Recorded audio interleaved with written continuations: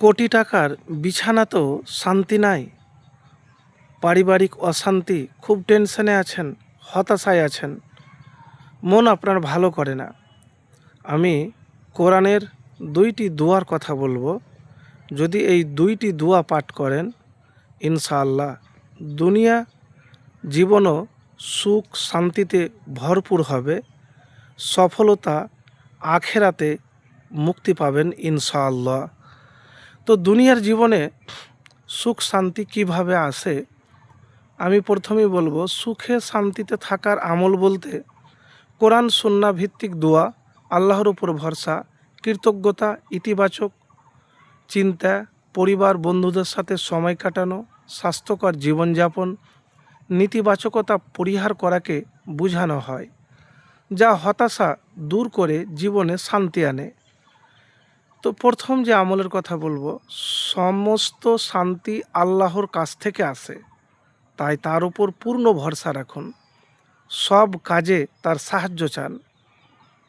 মানে আপনি হয়তো অশান্তিতে, হঠাৎ আপনি অশান্তি আপনার জীবনে, হয়তো অনেক সুখের সংসার কিন্তু স্বামী স্ত্রীর মধ্যে বনিবনাট হয় না, বা ফ্যামিলি পলিটিক্সের শিকার। তো যেই অশান্তি হোক না কেন জীবনে, আপনি সর্বপ্রথম যে কাজটি করবেন সেটি হলো আল্লাহর উপর পূর্ণ ভরসা রাখুন। কেন জানেন? শান্তির একমাত্র মালিক আল্লাহ সুবহানাহু ওয়া তাআলাই, তাই তার কাছে আপনি সাহায্য চাইবেন। এবারে দুশ্চিন্তা দূর করার জন্য একটি দোয়া বলবো। সে দোয়াটি হলো আল্লাহুম্মা ইন্নী আউযু বিকা মিনাল হাম্মি ওয়াল হাজানি ওয়াল আজ্জি ওয়াল কাসালি ওয়াল বুখলি ওয়াল জুবনি ওয়া জালাইদ দাইনি ওয়া গালাবাতির রিজাল। প্রত্যেক নামাজের পর এই দোয়াটি পড়বেন। প্রত্যেক নামাজের পর একবার হলেও এই দোয়া পড়বেন।